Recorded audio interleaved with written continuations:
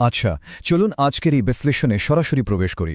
আজ আমরা বিশ্বের সবচেয়ে কুখ্যাত হীরার রক্তক্ষয়ী এবং একদম মহাকাব্যিক একটা যাত্রার পথ অনুসরণ করব।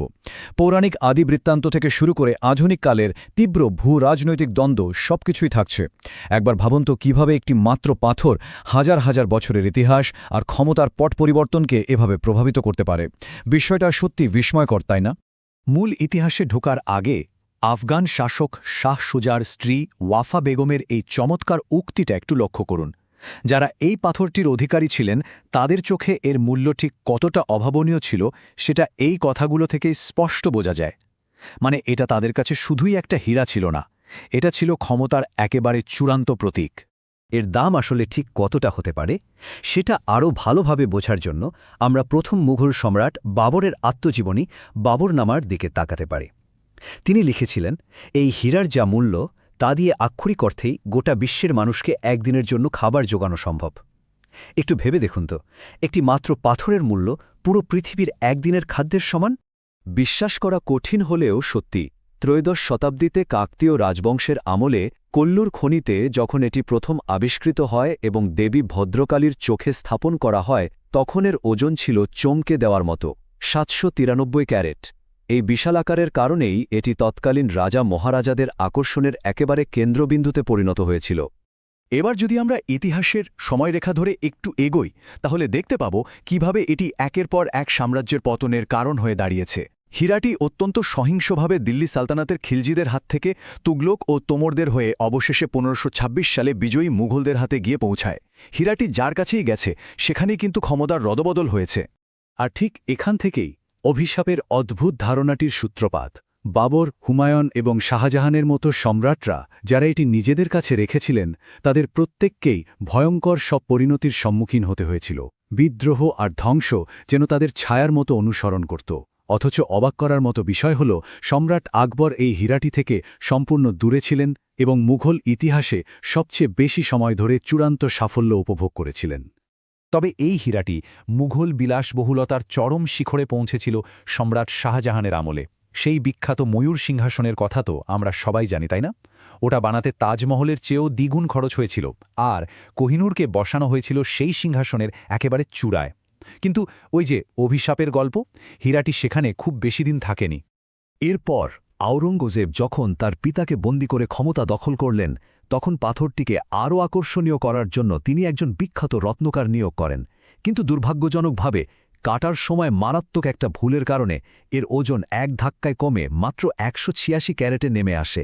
বোঝাই যাচ্ছে এই বিশাল ক্ষতি আওরঙ্গজেবকে কতটা ক্ষুব্ধ করেছিল। তো দিল্লি লুণ্ঠনের পর ইরানি বিজেতা নাদির শাহ কীভাবে এটি হাতিয়ে নিয়েছিলেন সেই গল্পটা রীতিমতো সিনেমার মতো। তিনি জানতে পারেন হীরাটি মুঘল সম্রাট বাহাদুর শাহ রঙ্গিলার পাগড়িতে লুকানো আছে। তখন তিনি উৎসবের অজুহাতে পাগড়ি বদল করার একটা চতুর কৌশল ব্যবহার করেন। বলতে গেলে পুরো একটা ডাকাতির প্ল্যান, যাতে লুকিয়ে রাখা হীরাটি প্রকাশ্যে চলে আসে। পাগড়ি বদলের পর সেই উজ্জ্বল পাথরটিকে মাটিতে পড়তে দেখে নাদির শাহ এতটাই মন্ত্রমুগ্ধ হয়ে গিয়েছিলেন যে তার মুখ থেকে স্বতঃস্ফূর্তভাবে একটা শব্দ বেরিয়ে আসে, কোহে নূর। আর ফার্সি ভাষার এই শব্দটাই হীরাটির স্থায়ী নাম হয়ে দাঁড়ায়, যার অর্থ আলোর পর্বত। কিন্তু সেই অন্ধকার অভিশাপ যেন আবার ফিরে এলো। নাদির শাহ এই আলোর পর্বতকে নিজের বাহুতে বেঁধে রাখতেন ঠিকই, কিন্তু খুব শীঘ্রই তিনি তার মানসিক ভারসাম্য হারিয়ে ফেলেন। চরম প্যারানয়া বা সন্দেহের বশবর্তী হয়ে পড়েন তিনি। শেষ পর্যন্ত কি হল? নিজেরই ঘনিষ্ঠ প্রহরীদের হাতে তাকে খুন হতে হয়। আর এরপরই হীরাটির গন্তব্য হয় আফগানিস্তান। এরপর আফগানিস্তানে ক্ষমতার পালাবদলের কারণে শাহ সুজাকে পালাতে হয়। নিজের প্রাণ বাঁচাতে তিনি হীরাটিকে আবার ভারতে নিয়ে আসেন। তিনি এটি শিখ সাম্রাজ্যের শক্তিশালী মহারাজা রঞ্জিত সিংকে উপহার হিসেবে দিয়ে দেন, কারণ রঞ্জিত সিং তাকে আশ্রয় ও সামরিক সহায়তা দিয়েছিলেন। মহারাজা এই হীরাটি পেয়ে এতটাই খুশি হয়েছিলেন যে বড় বড় উৎসবের সময় তিনি অত্যন্ত গর্বের সাথে এটি পরতেন। কিন্তু রঞ্জিত সিংহের মৃত্যুর পর সেই অভিশপ্ত ধারাটি যেন আরও ভয়ঙ্কর রূপে ফিরে আসে। এর ফলে টানা ১ দশক ধরে চলে চরম রক্তপাত। একের পর এক উত্তরাধিকারীদের বিষ প্রয়োগে হত্যা করা হয় এবং ভেঙে পড়া একটা বিশাল সাম্রাজ্যের পুরো দায়িত্ব গিয়ে পড়ে মাত্র ৫ বছর বয়সী এক শিশু দলীপ সিংহের কাঁধে। আমাদের গল্পের একেবারে ক্লাইম্যাক্সটা দেখা যায় ১৮৪৯ সালে। ব্রিটিশরা যখন পাঞ্জাব দখল করে নেয় তখন ঐতিহাসিক লাহোর চুক্তির মাধ্যমে আইনিভাবে হীরাটির হস্তান্তরের বিষয়টি নিশ্চিত করা হয়। চুক্তির শর্ত মেনেই শিশু দলীপ সিং নির্বাসিত হন এবং কোহিনূর আনুষ্ঠানিকভাবে সমর্পিত হয় ইংল্যান্ডের রানীর হাতে। ব্রিটেনে হীরাটি নিয়ে যাওয়ার এই সমুদ্রযাত্রাটি এতটাই গোপনীয় ছিল যে জাহাজের নাবিকদের বিন্দুমাত্র ধারণাই ছিল না তারা আসলে কি বহন করছে। প্রায় প্রাণঘাতী সামুদ্রিক ঝড়ের মধ্য দিয়ে দীর্ঘ এবং অত্যন্ত ঝুঁকিপূর্ণ যাত্রা শেষে কিংবদন্তির এই হীরাটি রানী ভিক্টোরিয়ার হাতে গিয়ে পৌঁছায়। কিন্তু মজার ব্যাপার হল 1851 সালের প্রদর্শনীতে ব্যাপক প্রচারণা আর ক্রিস্টাল প্যালেসে উপচে পড়া ভিড় থাকার সত্ত্বেও ব্রিটিশ জনতা আসলে মারাত্মক হতাশ হয়েছিল। তাদের চোখে কিংবদন্তির এই হীরাটি ছিল আশ্চর্যজনকভাবে নিষ্প্রভ।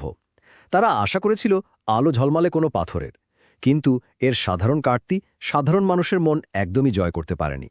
সাধারণ মানুষের এই হতাশার কথা শুনে রানী ভিক্টোরিয়া সিদ্ধান্ত নিলেন পাথরটিকে একদম নতুন রূপ দেওয়ার। রাজমুকুটের রত্ন হিসেবে এর উজ্জ্বলতা বাড়াতে তিনি ইউরোপীয় স্টাইলে পাথরটিকে 38 দিনের এক লম্বা কাটিং প্রক্রিয়ার মধ্য দিয়ে নিয়ে যান।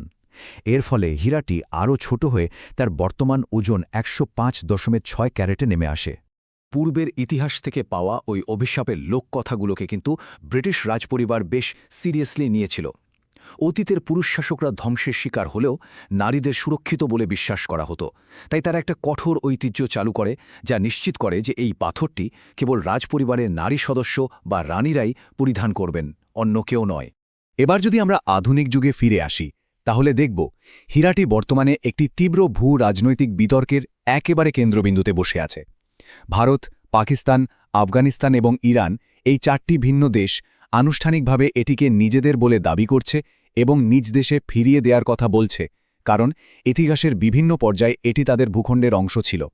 আইনি প্রক্রিয়াগুলোর দিকে আমরা যদি সম্পূর্ণ নিরপেক্ষভাবে তাকাই তবে দেখা যায় ব্রিটিশরা তাদের 150 বছরের ঐতিহাসিক মালিকানার কথা উল্লেখ করে। তবে সবচেয়ে কৌতূহলোদ্দীপক বিষয় হল 2016 সালে খোদ ভারত সরকারের নিজস্ব সলিসিটর জেনারেল সুপ্রিম কোর্টে উল্লেখ করেছিলেন যে কোহিনূর সোজাসুজি চুরি করা হয়নি, বরং মহারাজা দলীপ সিংয়ের সাথে একটি আনুষ্ঠানিক চুক্তির অধীনে এটি স্থানান্তরিত হয়েছিল। এই সম্পূর্ণ অভিশপ্ত আর মহাকাব্যিক যাত্রাটি শেষ পর্যন্ত আমাদের সামনে একটা গভীর প্রশ্ন রেখে যায়। শতাব্দী প্রাচীন যুদ্ধ আর লুণ্ঠনের মধ্য দিয়ে জন্ম নেওয়া ঐতিহাসিক নিদর্শনগুলোর উত্তরাধিকার আসলে কার?